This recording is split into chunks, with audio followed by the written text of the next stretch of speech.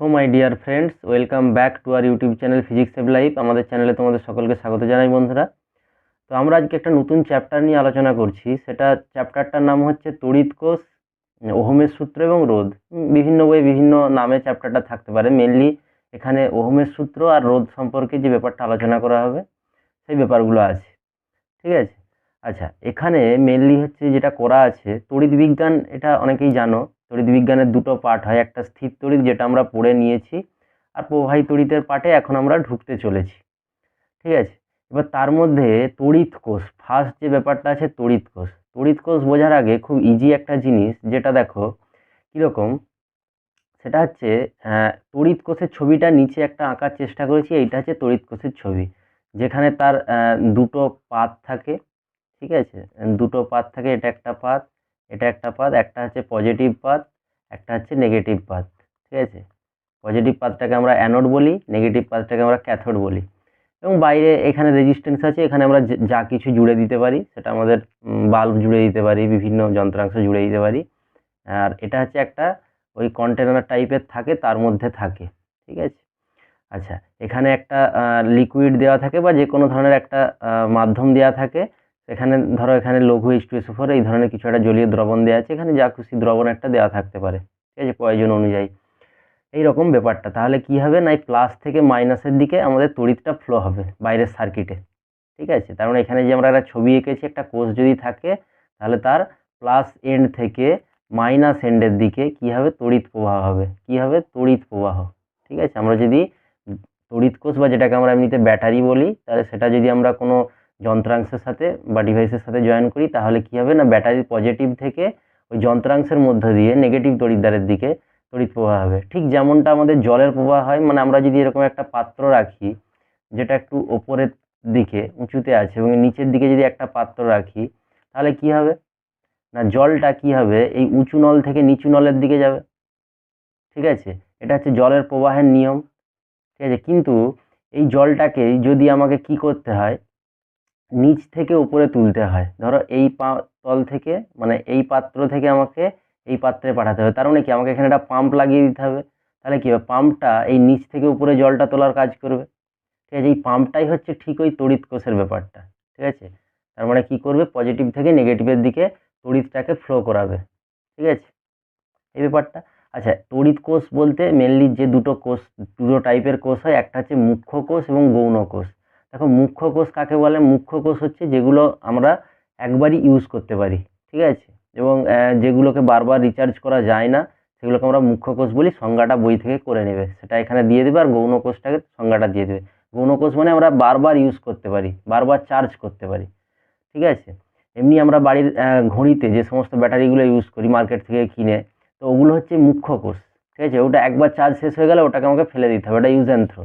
কিন্তু বিভিন্ন লাইট, বিভিন্ন যন্ত্রাংশ, বাড়ির ইনভার্টার, এই সমস্ত যে ব্যাটারি বা কোষগুলো আছে এগুলো কিন্তু সব গৌণ কোষের আন্ডারে, কারণ এগুলোকে বারবার চার্জ করতে পারি আমরা, চার্জ ফুরিয়ে গেলে।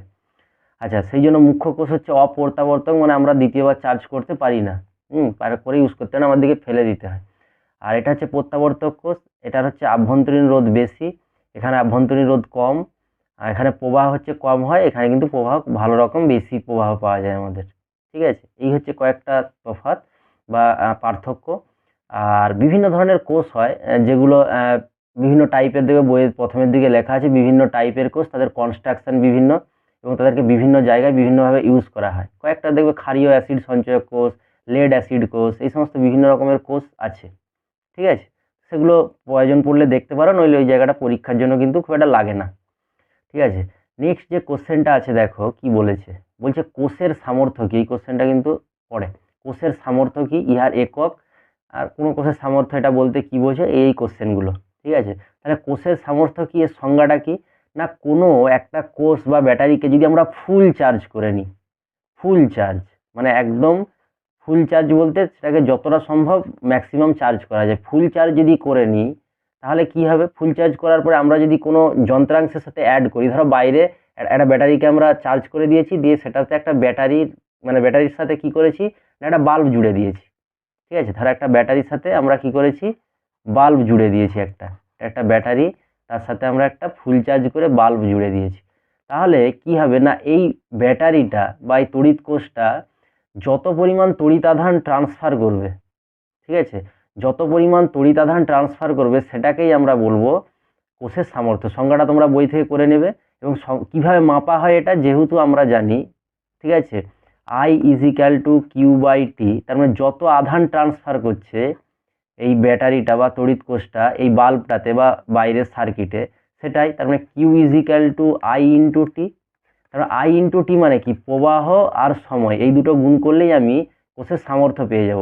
দেখো এই যে এখানে করেছে কি বলছে, যত সময় ধরে হবে এবং যত প্রবাহ হবে এই দুটোর গুণফল, মানে আই আর টি এই দুটোর গুণফল যদি করে নিই তাহলে কিন্তু আমরা কোষের সামর্থ্য পেয়ে যাব। ঠিক আছে, অবশ্যই কন্ডিশন কি না, আমাকে ফুল চার্জ করতে হবে, ফুল চার্জ করার পর ডিসচার্জ করছি। তাহলে কি হবে না, কোনো কোষের সামর্থ্য যদি 50 অ্যাম্পিয়ার আওয়ার বলে, তার মানে দেখো এখানে এই যে লিখেছি যে 50 অ্যাম্পিয়ার আওয়ার, এটা মানে কি 50 ঘন্টা ইন্টু 1 অ্যাম্পিয়ার। ঠিক আছে, তার মানে আমি বলতে পারি যে কোনো একটা কোষকে যদি আমরা সার্কিটে জয়েন করি ফুল চার্জ করার পরে, তাহলে ওটা কি করবে না 50 অ্যাম্পিয়ার আওয়ার সামর্থ্য বলতে কি বোঝাবে না, ওই কোষটা 50 ঘন্টা ধরে 1 অ্যাম্পিয়ার তড়িৎ প্রবাহ ওই সার্কিটে করতে পারবে। বা এটাকে অন্যভাবেও লেখা যায়, আমি যদি 50টাকে 25 ঘন্টা করে নিই তাহলে এই দিকটাকে আমাকে 2 অ্যাম্পিয়ার করে নিতে পারবো। তার মানে অন্য কোনো একটা যদি সার্কিটে অ্যাপ্লাই করি সেখানে যদি 2 অ্যাম্পিয়ার করে ফ্লো করে তাহলে 25 ঘন্টা ফ্লো করতে পারবে ওই কোষটা, তাই না? তারপরে ওই কোষটা যদি এমন একটা সার্কিটে লাগাই যেখানে 1 অ্যাম্পিয়ার করে কারেন্ট ফ্লো হবে, তার মানে 1 অ্যাম্পিয়ার করে কারেন্ট ফ্লো হলে 50 ঘন্টা কিন্তু 1 অ্যাম্পিয়ার করে কনস্ট্যান্ট একটা কারেন্ট ফ্লো করতে পারবে। এবং আমি যদি 2 অ্যাম্পিয়ারের কোনো সার্কিটে লাগাই যেখানে 2 অ্যাম্পিয়ার ফ্লো হবে কারেন্টটা, তাহলে সে 25 ঘন্টা ধরে কি করবে, ওই কোষটা কারেন্ট সাপ্লাই করতে পারবে। এটাই হচ্ছে ওই 50 অ্যাম্পিয়ার আওয়ার কোষের সামর্থ্য বলতে এটাই বোঝায়। এই যে বলছে 50 অ্যাম্পিয়ার আওয়ার বলতে কি বোঝায়, মানে ওই কোষটা যদি কোনো সার্কিটে আমরা ইউজ করি সেখানে কি করবে, 1 অ্যাম্পিয়ার করে 50 ঘন্টা কারেন্ট সাপ্লাই করবে 50 ঘন্টা ধরে, বা 2 অ্যাম্পিয়ার করে 25 ঘন্টা কারেন্ট সাপ্লাই করবে। এটা হচ্ছে তার মানে। আচ্ছা, তারপরে কিউটা হচ্ছে 50 অ্যাম্পিয়ার আওয়ার, এটাকে একটু অন্যভাবে লেখার চেষ্টা করা হয়েছে কুলম দিয়ে। তার মানে 50 ঘন্টা আর 1 অ্যাম্পিয়ার করে, ঠিক আছে। তার মানে 50কে যদি আমি কি করি না, ঘন্টাটাকে যদি সেকেন্ডে করি তাহলে 3600 সেকেন্ড। তার মানে কি হলো, এটা অ্যাকচুয়াল সেকেন্ড ইন্টু অ্যাম্পিয়ার। তার মানে সেকেন্ড ইন্টু অ্যাম্পিয়ার মানে কি, এটাই তো কুলম্ব,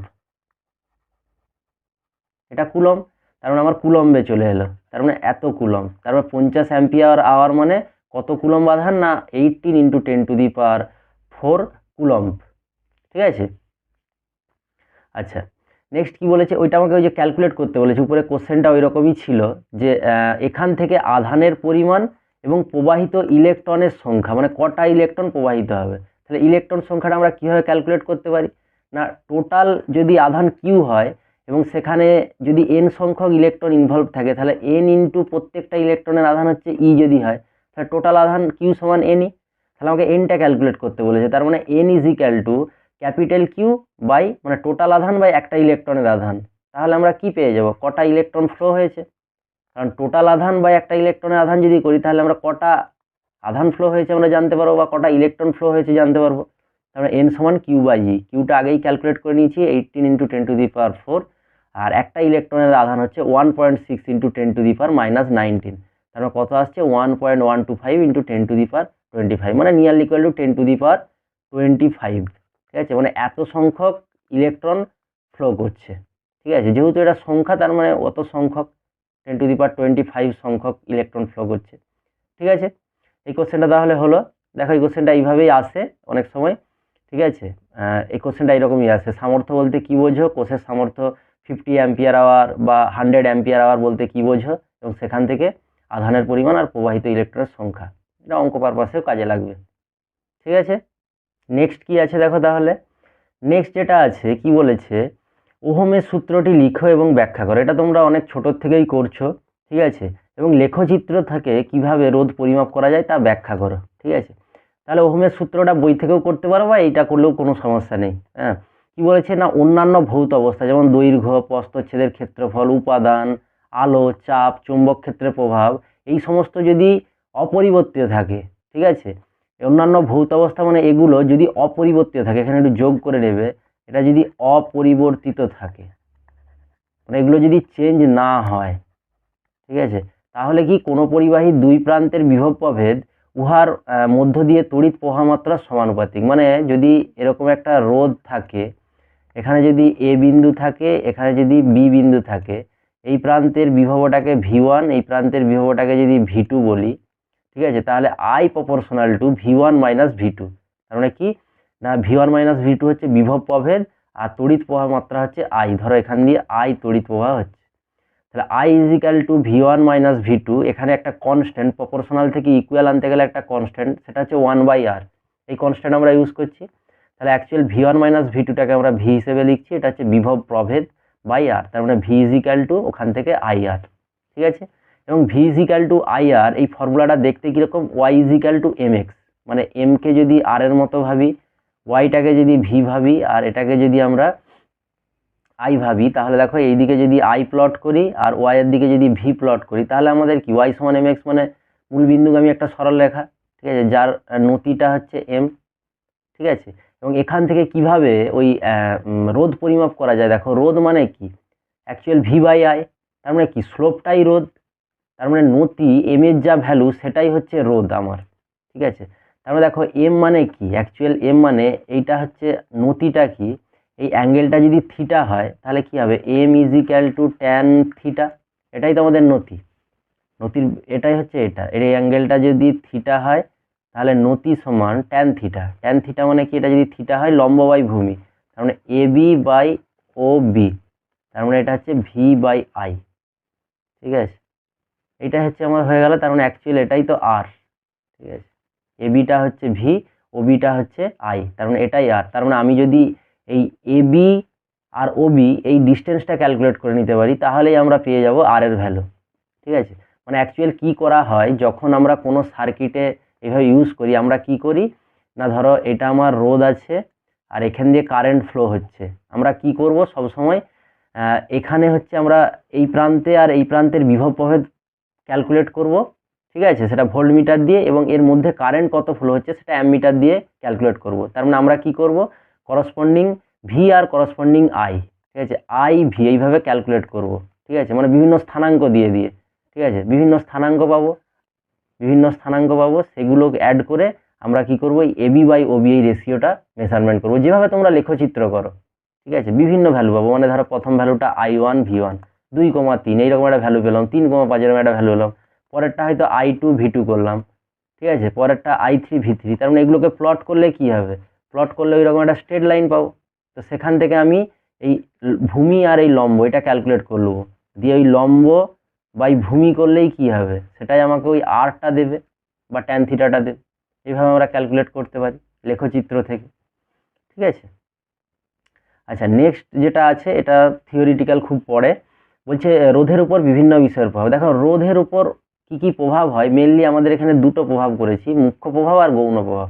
মুখ্যর মধ্যে কি কি আছে, এল মানে দৈর্ঘ্য পরিবর্তন, এ হচ্ছে প্রস্থচ্ছেদের ক্ষেত্রফল পরিবর্তন করলে, আর তিন হচ্ছে রো, রো মানে হচ্ছে রোধাঙ্ক।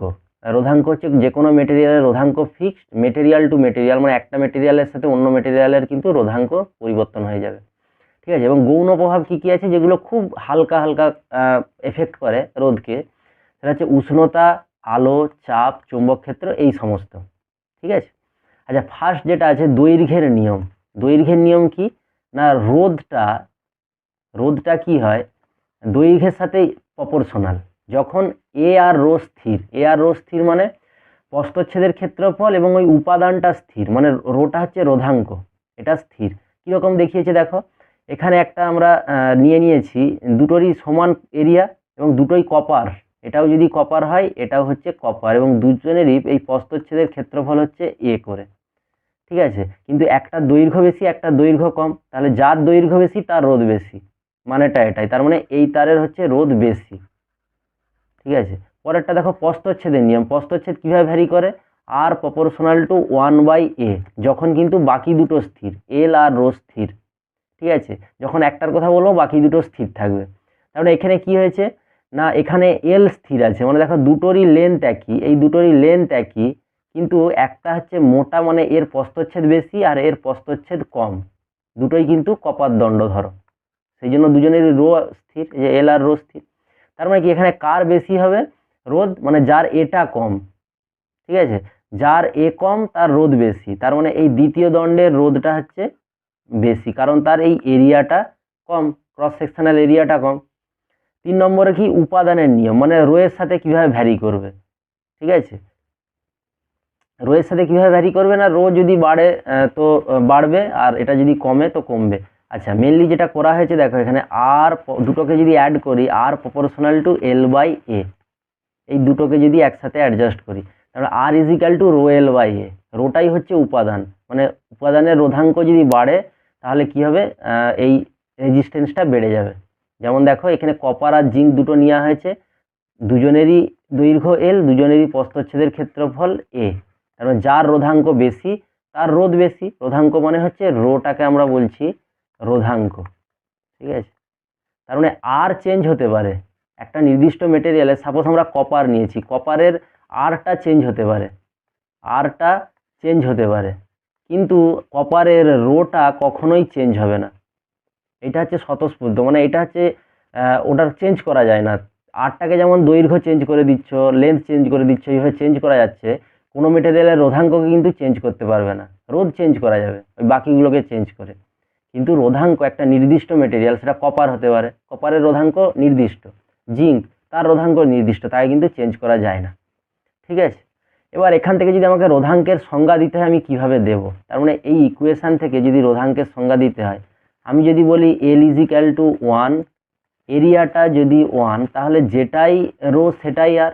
তার মানে আমি যদি একক দৈর্ঘ্যের কোনো পরিবাহী নিই, অবশ্যই পরিবাহী, একক দৈর্ঘ্যের যদি কোনো পরিবাহী নিই এবং তার একক প্রস্থচ্ছেদের ক্ষেত্রফল যদি নিই, তার মানে একক প্রস্থচ্ছেদের ক্ষেত্রফল এবং একক দৈর্ঘ্য বিশিষ্ট কোনো পরিবাহীর যেটাই রোধ, তাহলে তার রোধকেই রোধাঙ্ক বলি।